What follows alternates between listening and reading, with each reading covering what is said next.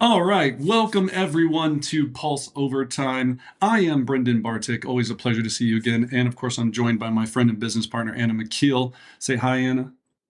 Hello, everyone. Excellent. So we're excited today for everyone. This is the 30 minutes that we take to answer any of your questions about how you can grow or build your real estate empire in real time, right? So we live stream this. You can jump on, put the comments in, we'll answer them real time. Second is where we already have a lot of questions from our Pulse Power session. So Pulse is our program where we're helping agents across the nation create a rhythm of success and a consistent program of high accountability mixed with games, contests, community, and of course, high level training and education so that they can take their business to the next level. And this week we had a ton, right? So we were talking about commitments and committing to your social media program for this year. And we started the session asking a very simple question on a scale of 1 to 10, 10 being high.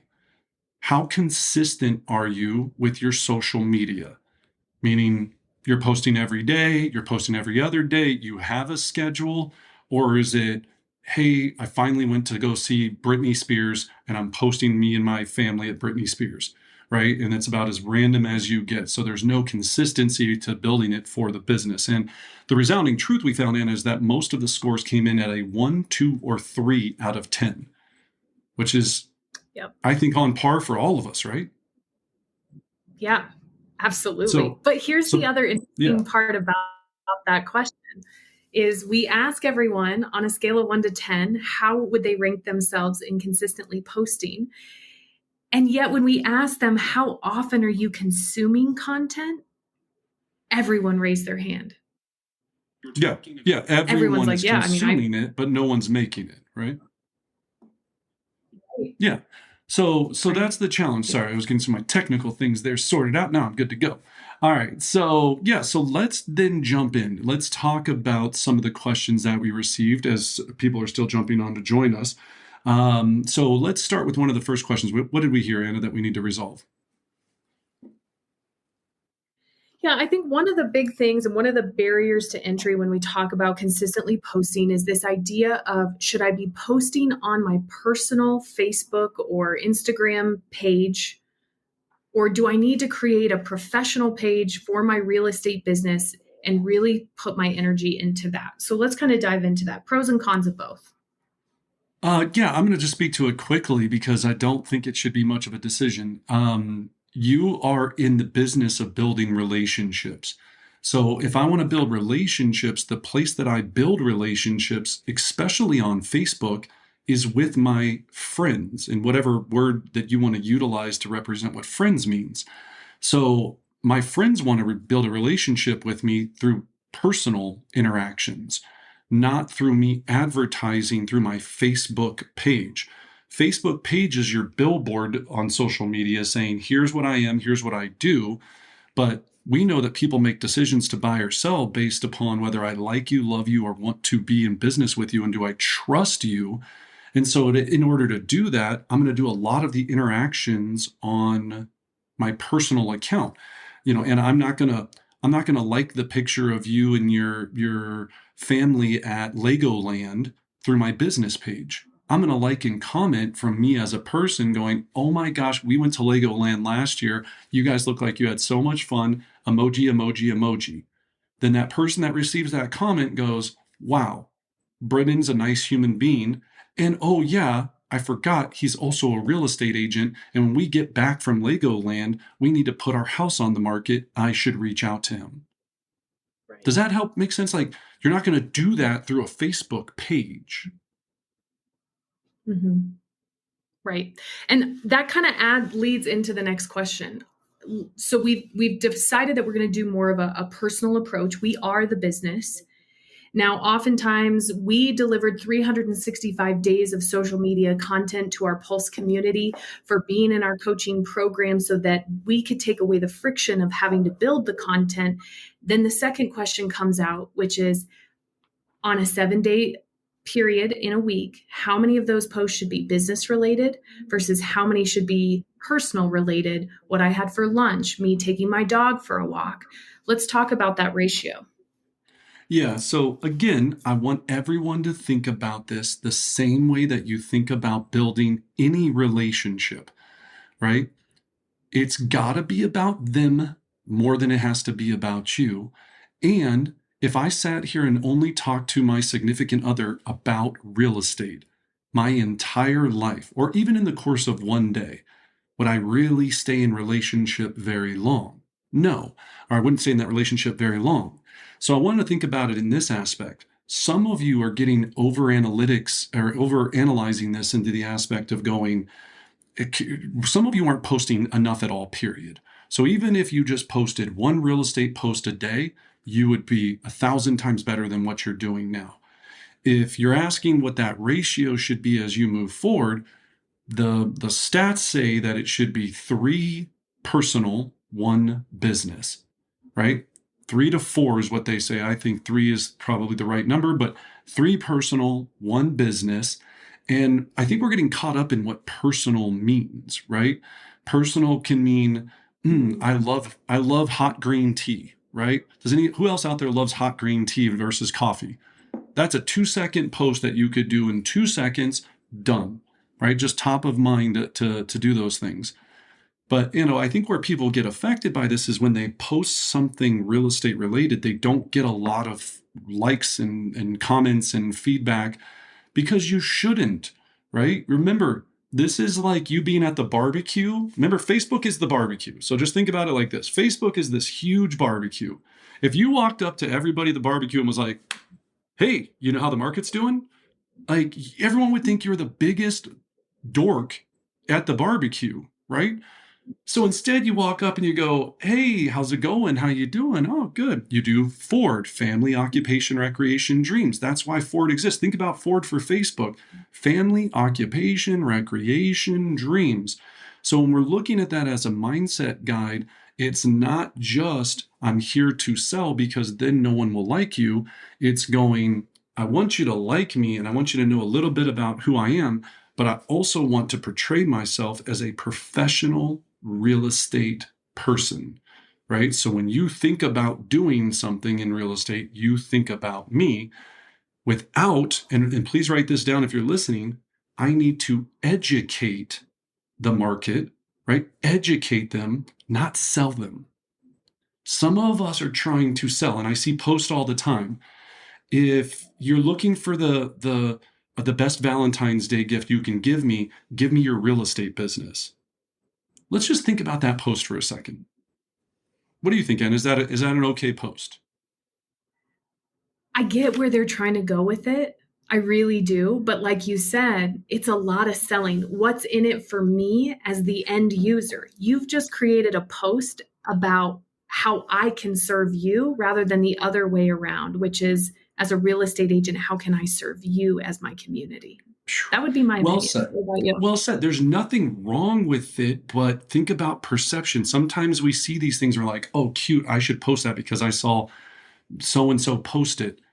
Just remember, if you look thirsty, right? If you look thirsty, you're that person that's just going, oh my gosh, I need business, I need business, I need business.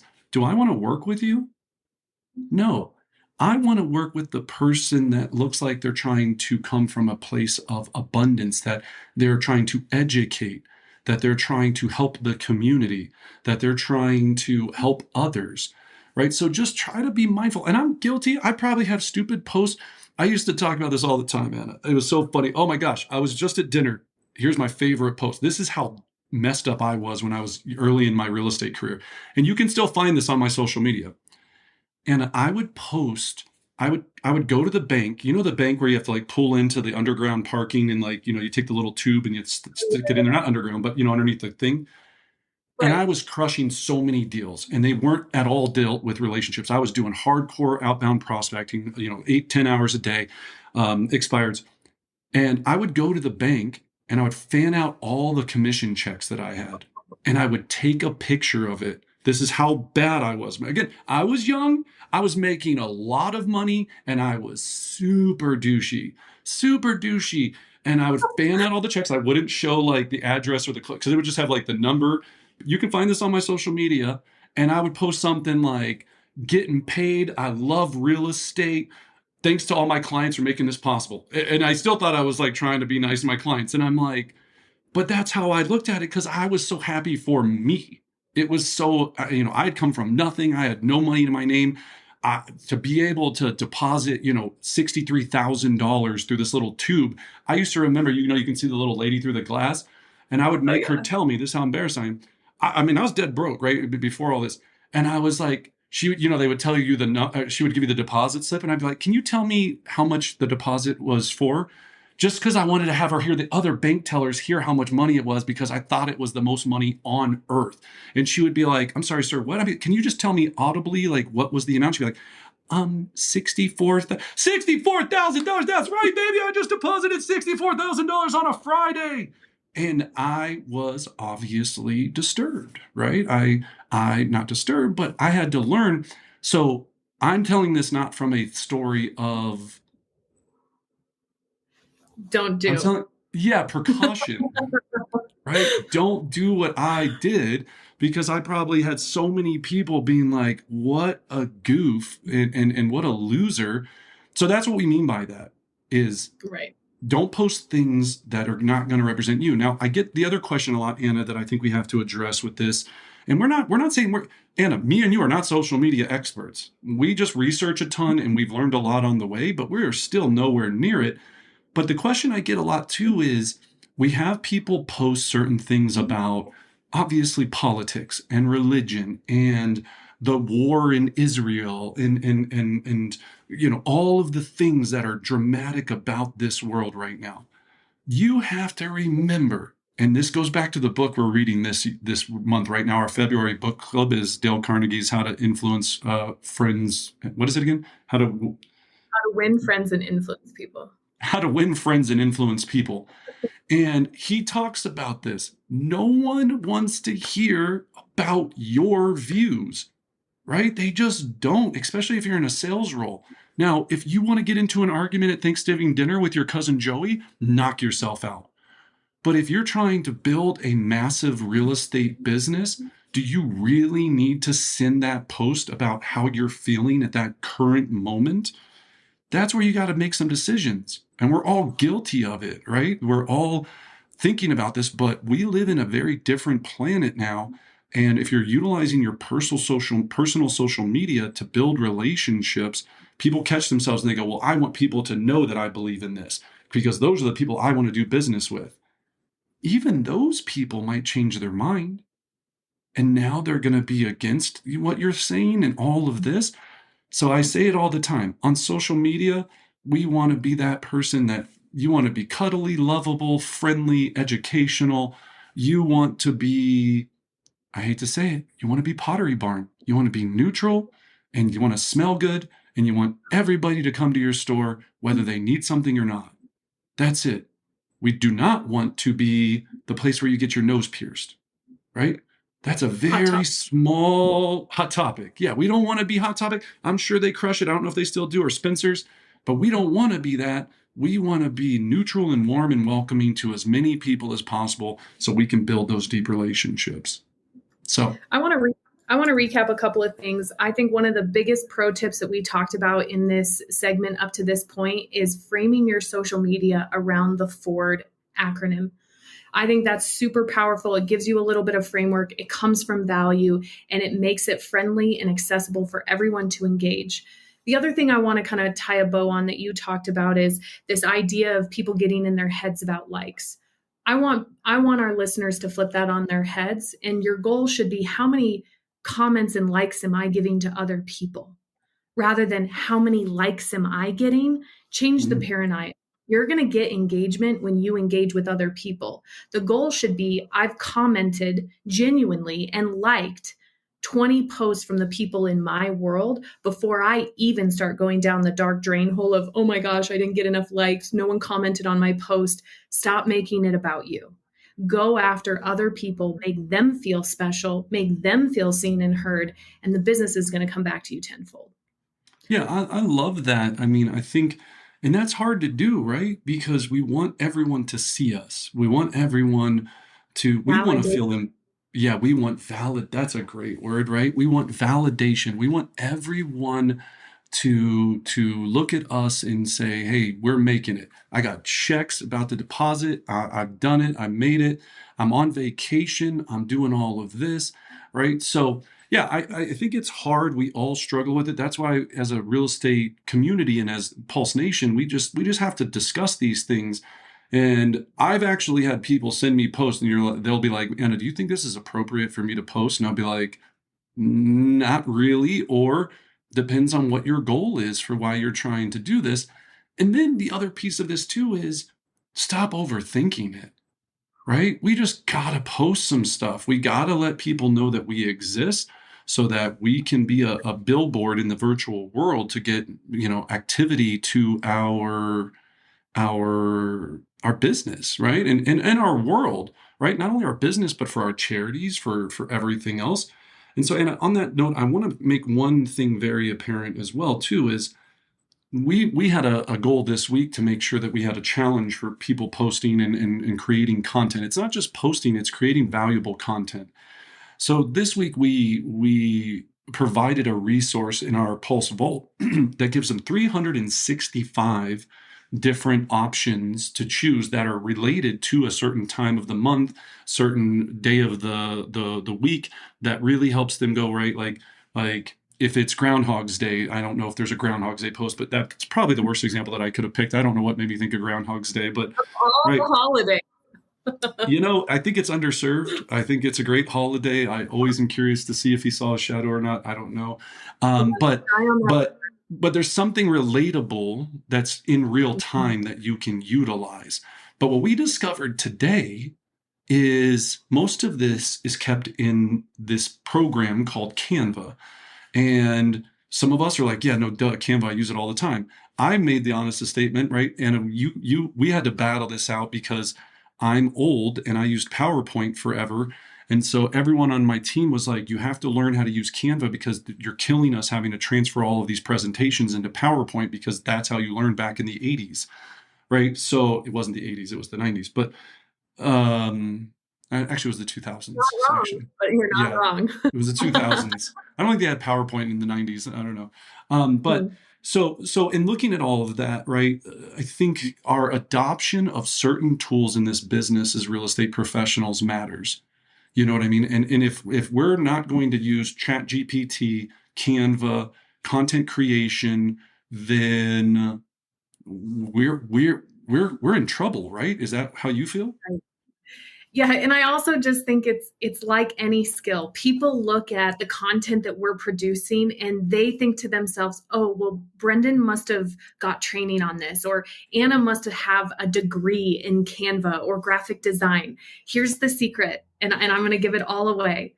We just learned on weekends, at nights after we were done with our actual day job, and we got good at it. It's like a skill. If we want to be good at basketball, I have to show up to the court and put in 50 free throws. Canva is no different. I There is nothing about me being unique or special or Brendan.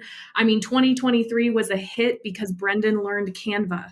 And if Brendan can do it, I guarantee you can do it.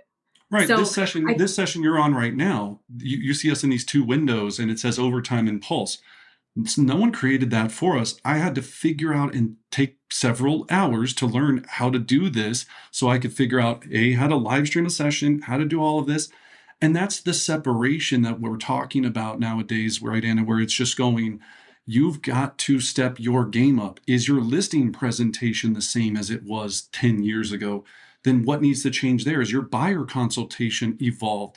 Is all of these things of how you're interacting, even your direct mail, whether it's just use of QR codes or golden letters or being very specific on how you're aggregating data.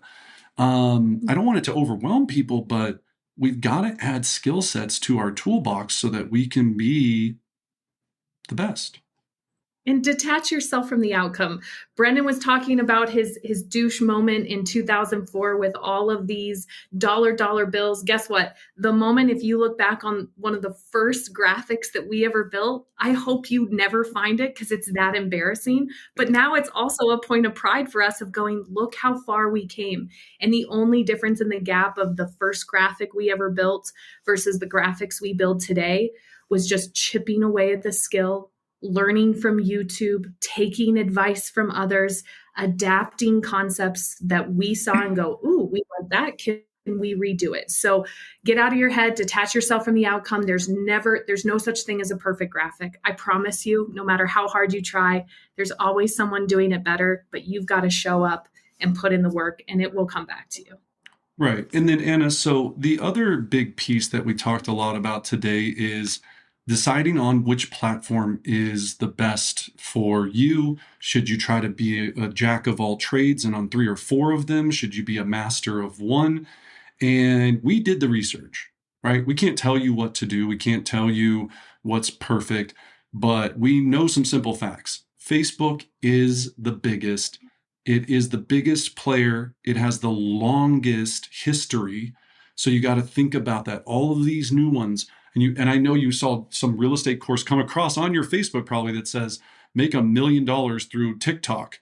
Yeah, I'm sure that's the case. There's a whole backstory with how to do all of that. But Facebook is where people go and have gone for a long time to see what their friends are up to. Then, of course, Facebook owns Instagram, right? So it's not like that's not its own source. And now they're creating threads, which is basically to replace Twitter in the most part, right? And it's creating their own Twitter feed. So I don't think Zuckerberg's sitting there thinking about, you know what, I really hope these other platforms beat us. He's going, we have the market. We're the third largest website behind Google and YouTube, right? If we're the third most hit website on the planet, then if it's me, until I've developed my Facebook play, I'm probably not going to try to spend so much time on the others. Now, I know people love TikTok. I get it. I'm with it. I understand it. I'm so it's super entertaining. It's super all of this. But just think about it. If that's what you're going to do and set out to do, then knock it out and then that's what you're committing to. But TikTok, as far as groups go, are you going to be able to build a group, a VIP group for your past clients just inside TikTok? Are you going to be able to live stream and do a live buyer or seller seminar inside TikTok right now? Maybe yes, maybe no. I'm not saying it's not possible, but just think about the different tools for what they represent in the community that you're trying to build with them. And remember, Anna said it earlier, it's not just about what gets you the most likes and nods. Just because TikTok gives you more dopamine because you get more, views or whatever, because again, you're doing the waltz or some fun shuffle, or you're, watching Britney Spears, juggle knives. I don't know, right? But that's entertainment.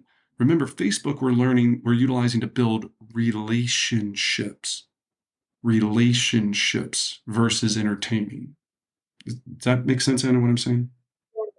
I'll tell a personal story. So I'm a big fan of Instagram. I spend a lot of time on Instagram. It's my platform of choice. And I thought, you know what? I'm okay to just kind of let Facebook ride into the sunset, right? It's okay. It's not that big of a deal.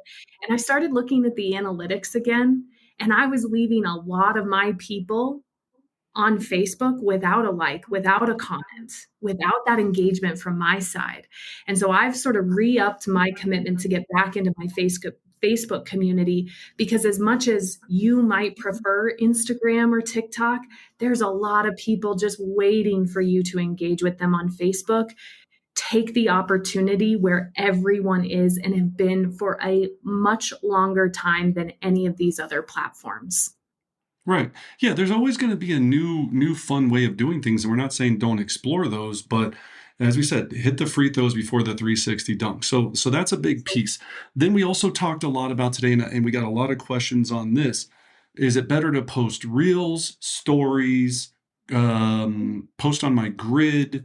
Should I use animations? What should I do? Right. All of this. Here's the easiest way. We are not social media experts. You have the number one tool on earth at your disposal, which is YouTube, to learn everything you want about a specific subject. What I try to think about the most is just common sense. We were talking a lot about posting to your grid so that you can build a reservoir and a history of information. When I go and I get friend requested, right? And I might be weird. I go and look at their profile, and then I scroll down and try to see how many posts that they've done on their post, right? I look at this because I go, is this somebody that's active on social media that's probably ever going to have, if I don't know them, right? That's going to have any impact on my world or my business or sharing something that I post. If they don't, then I go, yeah, no, thank you, right? Immediately, it's a no for me. If I come to their page and I don't know what they do in 2 seconds, it's a no for me, right? So we got to make sure that we're checking ourselves like, do people know that you're a real estate agent the second they look at your profile in 2 seconds, right? Does that come across apparent? When they look at your thread, does it look like this is somebody of value?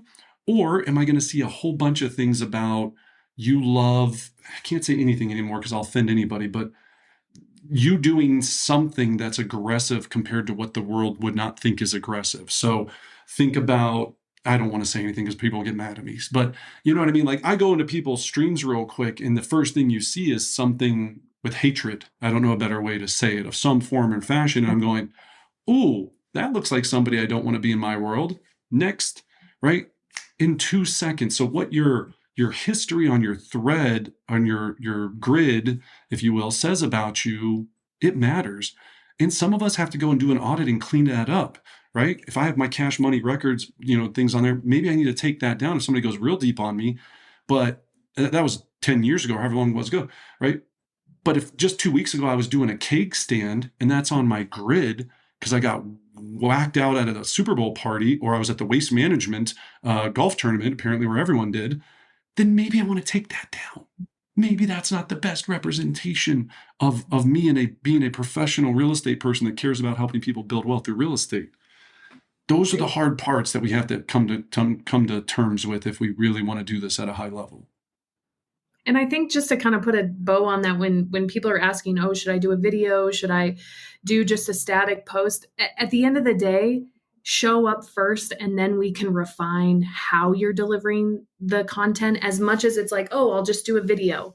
We know that there are things about how the camera and how the lighting, I'm not saying it's not doable, but you're trying to up level when you don't even have the consistency built yet. So consistently show up, then we can start being ninja level with video and captions and all of these kind of things. But you're going to stop yourself before you even start because you're trying to be the coolest, baddest mamma jamma. I don't know why there's a thumbs up, but I love it. Um, so show up consistently first. Don't overthink whether it should be a static post or a video. Unless you're producing content 20 times a month, a minimum, you really shouldn't even be in the conversation about how you up level with video.